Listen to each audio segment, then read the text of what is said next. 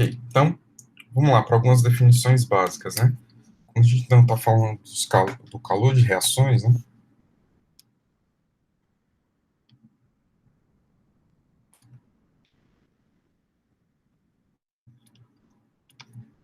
É o calor que é gerado, associado normalmente com reações químicas.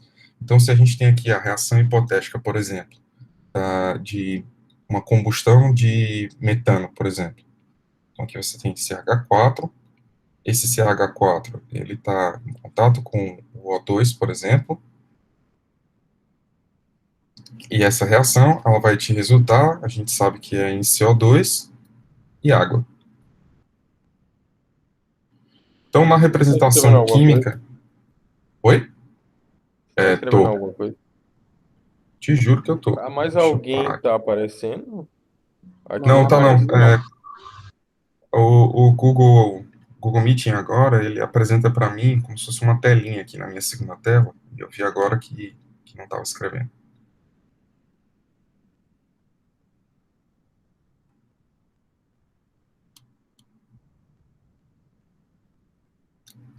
Que eu acho que agora aí apareceu o que estou escrevendo, mas vamos ver aqui. Ok, agora está aparecendo para vocês, né? Sim, professor. Tranquilo? Show. Certo, então como eu estava falando, né? Eu estou falando da combustão do metano. Então, o processo de combustão é justamente a oxidação de um determinado combustível, do carbono principalmente, né? Então, você vai produzir CO2 e água nesse processo. Essa equação está desbalanceada. Então, para balancear, a gente tem que utilizar os coeficientes estequiométricos. Então, tudo que tem atomicamente de hidrogênio aqui, que é 4, vai ter que ter aqui desse outro lado um 2. Carbono já está ok, então 1. Aqui é o coeficiente do carbono, vou colocar 1 aqui também. E aí, o quanto que tem de oxigênio desse lado, tem que ter do outro lado também. Então, o oxigênio aqui a gente tem 2, mais 2, 4. Então, aqui a gente pode colocar justamente aqui 2. Tranquilo? Então, balancear a equação é você descrever quais são os coeficientes estequiométricos dessa equação.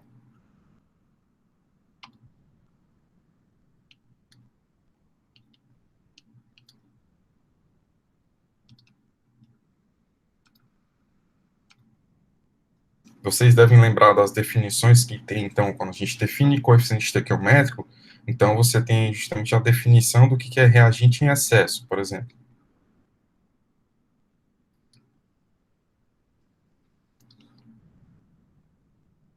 E aí, esse reagente em excesso, obviamente, é como se eu estivesse te falando que numa câmara de combustão, metano está entrando na proporção de 1 para 4 molar com oxigênio.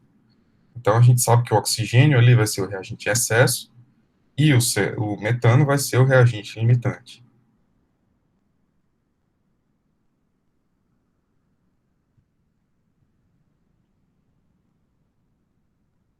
Além das definições de reagente em excesso, reagente limitante, a gente também precisa definir aqui, principalmente é o objetivo da nossa aula, né, isso aqui é só alguns termos acessórios, a gente precisa definir qual é o calor gerado durante esse processo de combustão.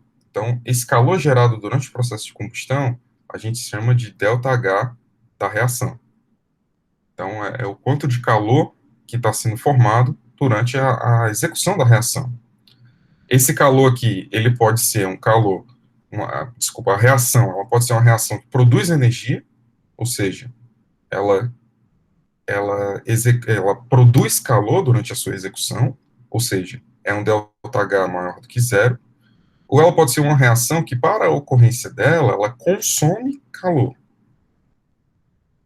E quando você consome calor de uma determinada reação, normalmente, essa reação ela é dita menor do que zero. Essa aqui seria a notação que a gente tem em termos do nosso balanço de energia. Só que para reações, normalmente é invertido isso daqui. Então, a gente tem aqui reações exotérmicas, elas possuem um ΔH de reação menor do que zero. Enquanto que as reações endotérmicas, elas possuem um ΔH de reação maior do que zero. Ok? Isso aqui ocorre porque é a nomenclatura de o que está saindo da reação para entrar dentro do sistema. Então, o que sai da reação está entrando dentro do sistema, o sinal é trocado, ok? Mas aqui é o que a gente chama de reações exotérmicas e reações endotérmicas. Tudo bem? Ok. Então, além dessas definições aqui, a gente precisa também lembrar para vocês o que é o ΔH padrão de formação. Então, é a entalpia padrão de formação.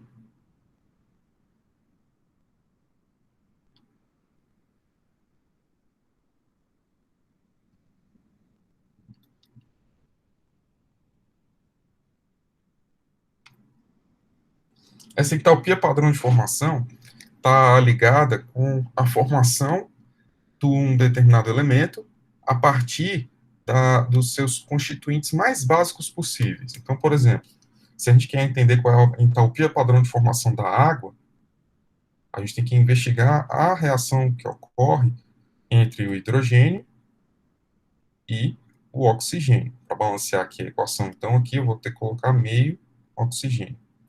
Então, essa daqui pode ser a forma de você medir o ΔH padrão de formação da água. Por quê? Porque você está pegando seus elementos na forma mais simples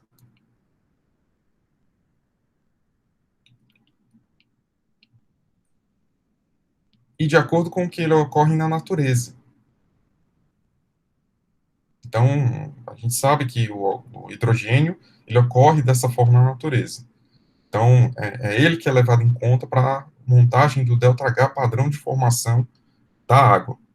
E por que isso? Porque a gente define o ΔH padrão de formação como sendo zero para substâncias unimoleculares e que estejam em uma determinada pressão e temperatura.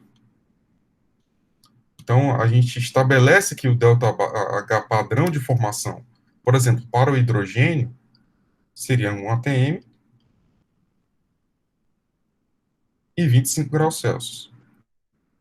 Então, esse ΔH padrão de formação, quando medido em 1 atm e 25 graus Celsius para o hidrogênio, isso aqui vai nos fornecer zero. Ok?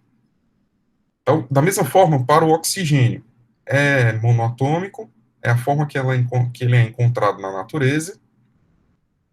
Quando medido em 1 atm e 25 graus Celsius, então isso daqui vai ser igual a zero. Professor, então o ΔH padrão de formação da água é zero. Não, porque quando você investiga essa reação, esse ΔH aqui, ele é diferente de zero.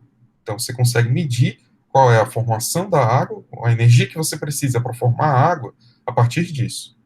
Obviamente, essa reação é uma reação bem exotérmica, né? Então, o ΔH padrão de formação da água aqui nessa reação, ele é menos 285 quilojoules por mol. Então, isso aqui quer dizer o quê? Que a cada mol de reação da água, ou seja, se você coloca aqui na proporção estequiométrica de 1 mol de hidrogênio para meio mol de oxigênio, você vai formar 1 mol de água. E a cada mol formado de água, você tem a liberação de menos 285 quilojoules por mol. Ok? É basicamente isso que quer dizer o ΔH padrão de formação. Tranquilo? Bom, dessa forma, a gente consegue, então, começar a definir, então, o que é o ΔH padrão de reação. Como a gente já tinha comentado lá, em cima, ΔH padrão de reação. Sempre que tiver esse símbolozinho aqui, zero, eu estou falando que ele é padrão. Então, padrão é porque ele está a 25 graus Celsius e 1 atm. Se eu tenho a reação, então, sendo medida a 25 graus Celsius e 1 atm, esse ΔH padrão de reação, a gente pode defini-lo como sendo somatório de os coeficientes estequiométricos de cada um do componente, que multiplica o ΔH padrão de formação de cada componente. Então, isso daqui seria a nossa forma de medir o ΔH padrão de reação. Curiosidade sobre o nosso coeficiente estequiométrico aqui.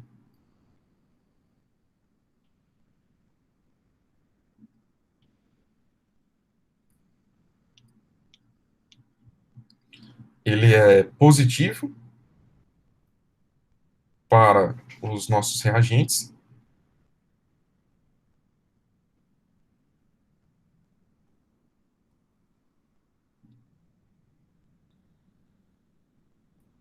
e ele é negativo para os nossos produtos. Ok? Então, com base nesses valores aqui, então o que está entrando dentro da reação está sendo positivo e o que está saindo é negativo. Então, um exemplo disso aqui é o coeficiente estequiométrico do metano nessa reação, ele é igual a 1, enquanto que o coeficiente estequiométrico do CO2, ele é menos 1. Então, a gente pode escrever o ΔH padrão dessa reação de combustão como sendo ΔH padrão de reação, que vai ser igual a somatório de cada um dos ΔHs padrão de formação para os produtos, menos somatório dessa ponderação dos ΔHs padrão de formação, escrito para os reagentes. Então, é uma forma de você ver sempre produtos menos reagentes. Tranquilo? Ok. Então, aqui são várias definições que a gente está tendo nesse percurso. O que é interessante é a gente lembrar que se eu estou definindo e tem dados tabelados no livro de vocês dos ΔHs padrões de formação para vários componentes, de forma que você consegue sair montando cada um dos componentes ali que estão associados. Só que o interessante não é você fazer essas medidas a 25 graus Celsius em um ATM. Normalmente é interessante você fazer essa medida em uma temperatura diferente dessa do componente. Então, o que a gente pode fazer para poder tentar verificar a realidade disso, né? Então, o que a gente tem aqui, a gente sabe que o ΔH de uma determinada reação, observa que ela não está mais na condição padrão, ela vai ser igual ao ΔH padrão de reação dela, mais uma função dos CPs. Ou seja, eu estou aumentando a temperatura da reação. Então, para aumentar a temperatura da reação, a gente sabe que a gente tem que mexer em alguma coisa com os CPs. Por que CP, professor, e não CV? CP aqui é porque a gente está considerando o processo, a formação do calor a partir da entalpia. A gente viu que a integral do CPDT, ele pode fornecer o valor da entalpia para a gente, tá? A gente tá, mesmo que a gente não esteja considerando que esse processo ele está ocorrendo a 25 graus Celsius, a gente ainda está considerando que ele está ocorrendo a 1 atm, por exemplo. E aí as alterações de pressão a gente vai ver em outros casos. Ou seja, para cada um dos componentes, eu tenho que pensar, então, aqui em termos de ΔH de formação desse componente, que vai ser igual ao ΔH padrão de formação, mais a integral de CPDT, indo da temperatura padrão até a temperatura T de interesse. Isso aqui é para cada componente individual, certo? O que a gente vai fazer agora? A gente vai colocar cada um desses componentes na definição de ΔH de reação. Então, como é que está sendo definido o nosso ΔH de reação aqui? Está sendo definido da seguinte forma. Ele é o somatório, e somatório todo.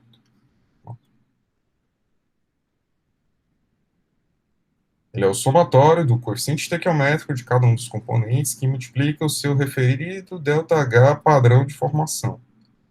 Só que aí não é padrão, porque a reação não é padrão. Tudo bem? Então, é o seu ΔH de formação.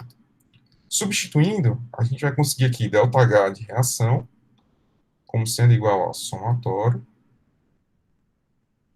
coeficiente estequiométrico, que multiplica ΔH padrão de formação mais a integral de T0 até T, CPDT. Isso daqui quer dizer que eu posso, como tem um somatório aqui dentro do somatório, eu posso separar os somatórios.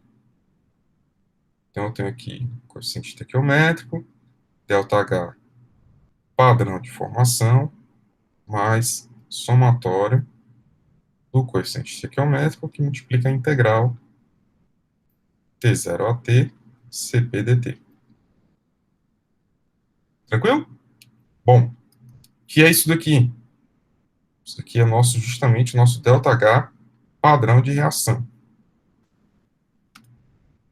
Então, a gente vai poder escrever como eu tinha dado a dica inicial ali para vocês, que esse ΔH de reação sem o padrão, ou seja, o ΔH de reação em uma temperatura T, ele vai ser o ΔH padrão de reação mais esse somatório aqui. Coeficiente estequiométrico que multiplica a integral de Cp dt. T0 até T. Bom, o coeficiente estequiométrico ele é constante com a temperatura, ele não vai mudar.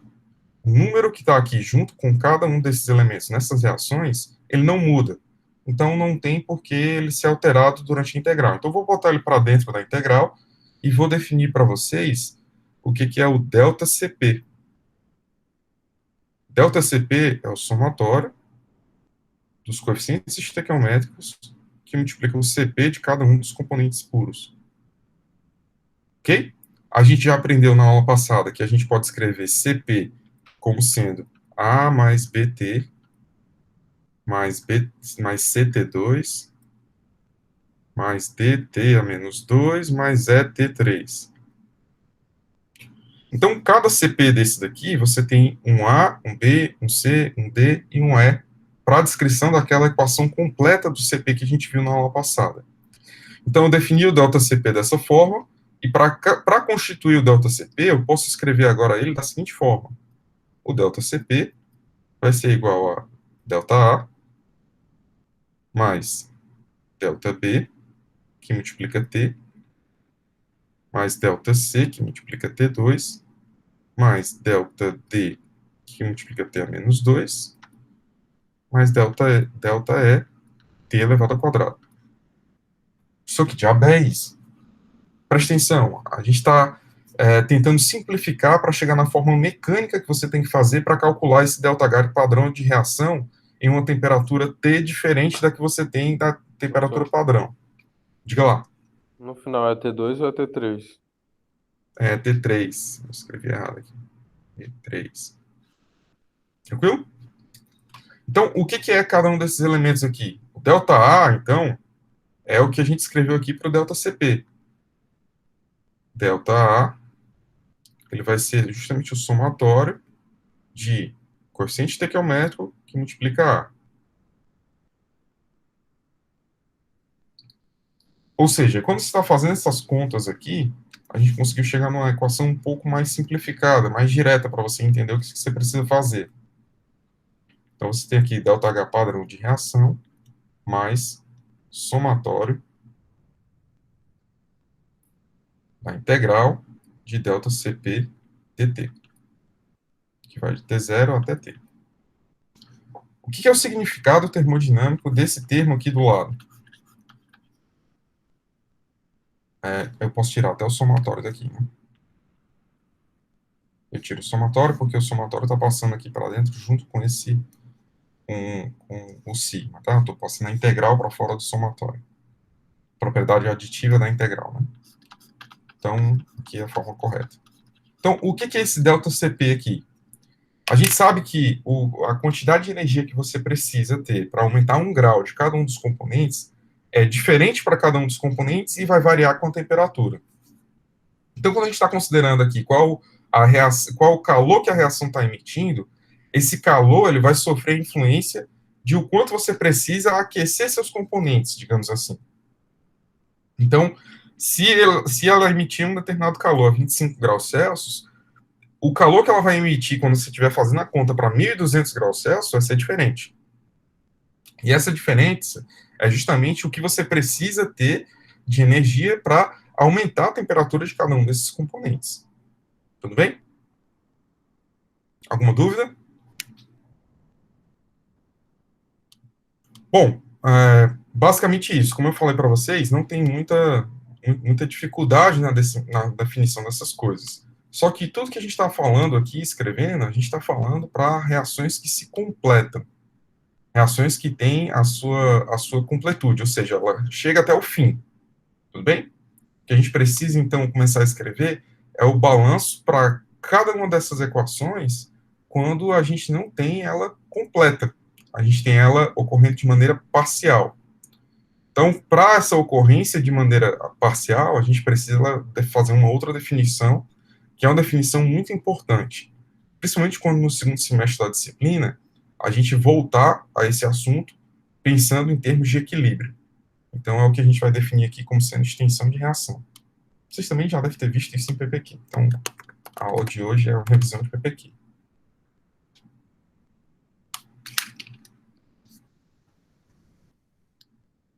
Então, aqui, definindo aqui o que é a extensão de reação, eu não sei fazer essa letra grega, tá? Então, ela vai sair diferente a cada vez que eu escrever. Então, isso daqui é a extensão de reação.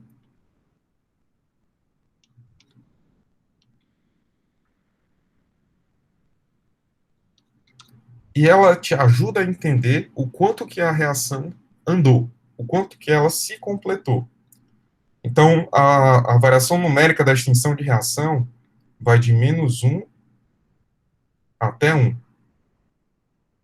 Por que de -1 até 1? Porque, na verdade, quando você está no sentido correto da equação, ela só vai variar de 0 até 1. Ela pode não ter completado nada ou ter completado tudo. Só que quando você está no sentido contrário da reação, então isso quer dizer que a extensão da reação ela vai ser um número negativo. O que é estar no sentido contrário? Aqui é o quanto ela está se completando no sentido que você está considerando. E aqui é o quanto ela se completa no sentido contrário.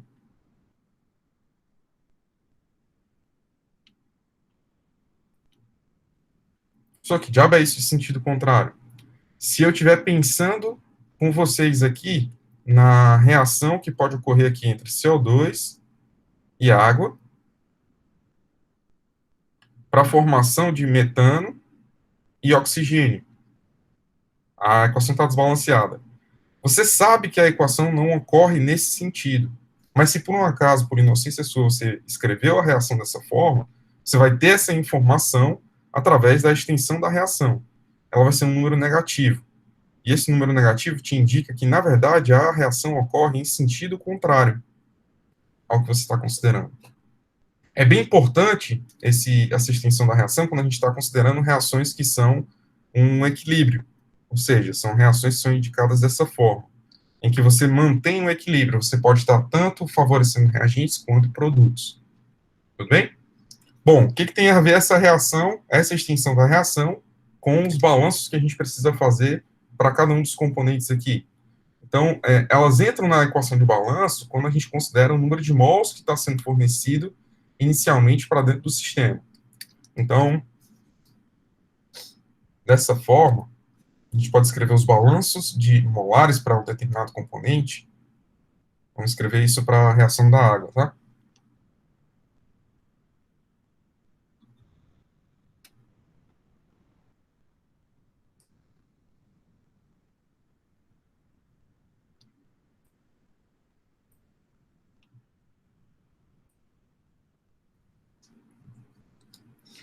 Então, o número de mols que você tem a cada instante para o hidrogênio vai ser o número de mols inicial que você adicionou de hidrogênio, mais o que está variando devido à reação.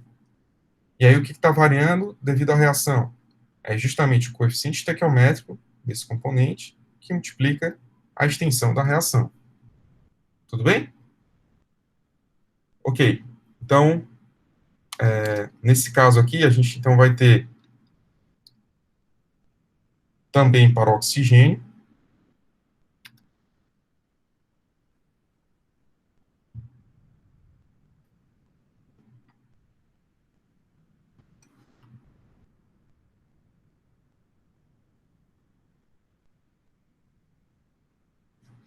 deixa eu ver se eu cometi um erro aqui, na hora de informar para vocês o sinal desses coeficientes estequiométricos. Cometi. É o trocado aqui, ó. Reagentes são consumidos, produtos são produzidos. Acho que tem essa informação aqui em outro canto também. Aqui, deixa eu trocar esse negócio. Confundir com um balanço, tá? Não façam isso. Então, isso aqui é negativo, isso daqui é positivo. Professor, por que trocou? Porque você está consumindo hidrogênio. Então, nesse balanço aqui, Se você for escrever ele com o coeficiente estequiométrico do oxigênio, do hidrogênio, por exemplo, ele vai ter que ser menos o que você está dando da reação. Se a reação está andando nesse sentido, e ela ocorre nesse sentido mesmo, se você completar a reação, você vai consumir 1 mol de hidrogênio. Tudo bem? Da mesma forma aqui, você também tem a do O2. O número de mols inicial, aí você tem aqui o coeficiente estequiométrico do oxigênio, a extensão da reação. A extensão da reação é a mesma, independente do componente, tá? Esse negócio aqui vai ser menos meio.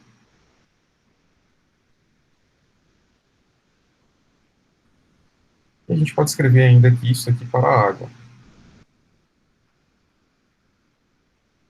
Então, o número de mols inicial da água, mais o coeficiente estequiométrico dá a mesma, e a extensão da reação. Então, aqui a gente vai ter o número de mols inicial da água, isso aqui vai depender de cada momento, de cada instante que você tiver, mais o que está sendo produzido de água pela completude da reação. Tudo bem? Bom, isso aqui é a extensão da reação, é como você consegue escrever a composição molar de cada componente que você está trabalhando aí. Sempre que você não tiver um sistema na sua proporção estequiométrica, é interessante que você escreva aquele balanço da reação em função do número de componentes. E aí o número de componentes que você vai ter vai ser influenciado por isso e vai depender da completude da reação, do quanto você está conseguindo completar a reação. Tudo bem? Vocês têm alguma dúvida? Querem perguntar alguma coisa? Tá tudo certo. Tranquilo, gente. Então, por hoje é basicamente isso. E aí, qualquer dúvida, estou à disposição de vocês, tá? Valeu, gente. Sim, Bom dia para senhor. vocês aí.